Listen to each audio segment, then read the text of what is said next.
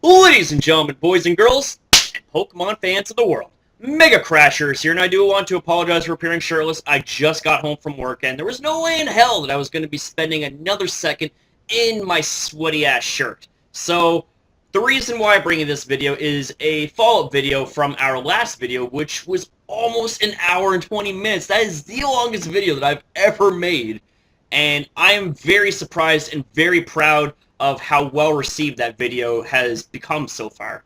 I want to thank all of you guys very much for watching the video so far, and leaving your guys' honest criticisms and honest opinions and all that stuff. It's truly awesome that we're able to spark up a discussion, and whether we have points that agree with each other or not, it's very awesome how mature and how civil we can be. And that's the kind of thing that I want to have in our community, because I believe that's what makes the world go round. And I believe that that's going to be the first step, in a lot of steps I might add, to making the Pokemon community a better place for everybody in general.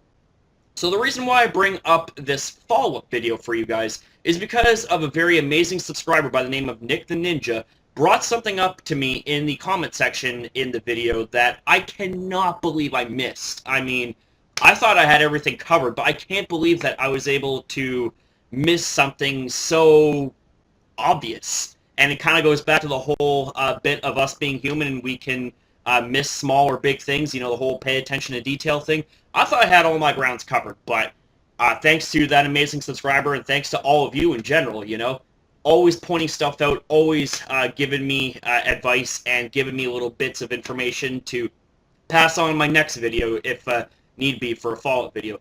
So, a big reason why people turn to hacking and genning devices would be because of legendary Pokemon in general. Now, obviously, for those of you guys that are familiar with Pokemon, you know that legendary Pokemon cannot breed. So that means that they're not like every other Pokemon that is breedable. You got your starter Pokemon, every other Pokemon barring legendary Pokemon and barring Ditto, I think, can be bred. So the thing is, for legendary Pokemon, they happen once per game save. So that means that for every single time that you catch the Pokemon, you would either have to reset the game or go along the journey with it, knowing that that's probably the best spread that you have.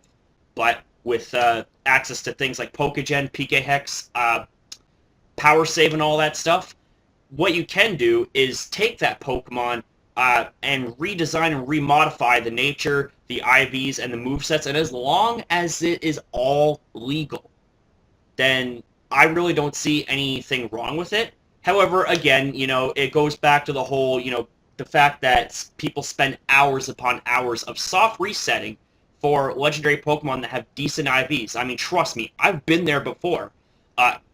As a matter of fact, my first ever semi-competitive legendary that I caught without any form of modding or any hacking would be a 4 IV Impish Zygarde. This was...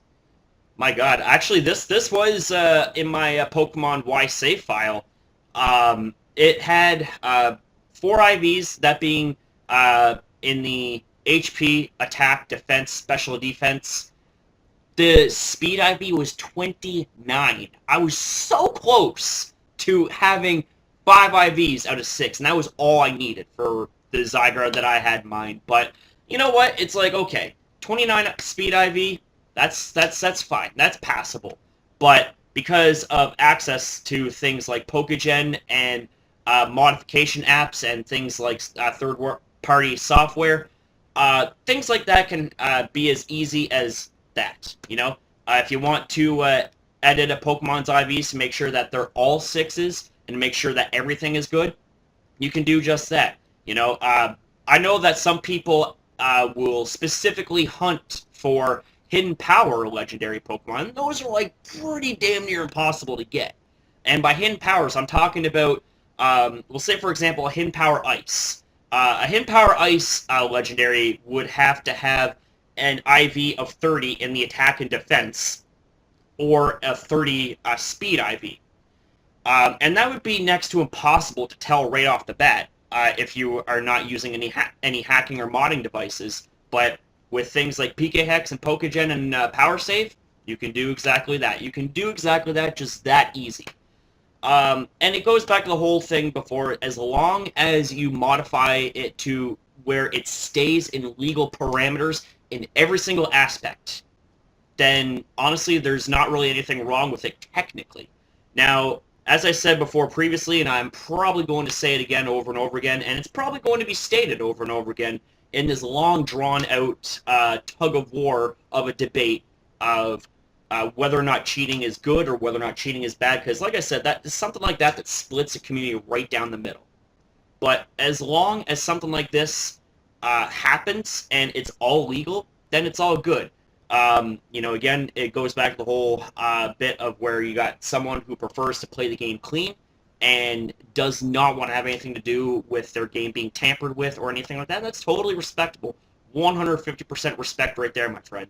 And they spend hours upon hours, maybe even days and weeks, trying to get that legendary Pokemon to the best IVs that it can for what that person has in mind for that Pokemon. And then you got person B that can just do something like that within 5 minutes with the power save.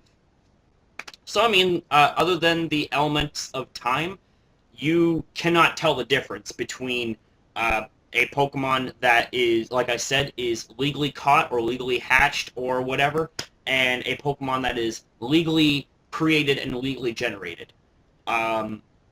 So that's pretty much all I got to say. So I do want to apologize again for appearing shirtless. Like I said, just got home from work, and I wasn't going to spend another second in my shirt. Plus, I think my company would kill me if I showed up on YouTube in the company uniform, because I think that's against policy. So I want to thank you guys very much for watching this follow-up video, and if you guys enjoyed this, then please feel free to slap on a like. It's always appreciated. And also be sure to rate, comment, share this video, share this channel, and subscribe to Mega Crasher in the community, because you already know the deal by now, my friends. When we're a community, tightly packed, tightly knit, as one, we shine brighter than the sun. It doesn't matter what season, doesn't matter what time of day or night, it doesn't matter what weather. We always shine brighter than that sun. So thank you guys for watching, and I love every single one of you guys, and I will see you guys next upload. Take care, everybody.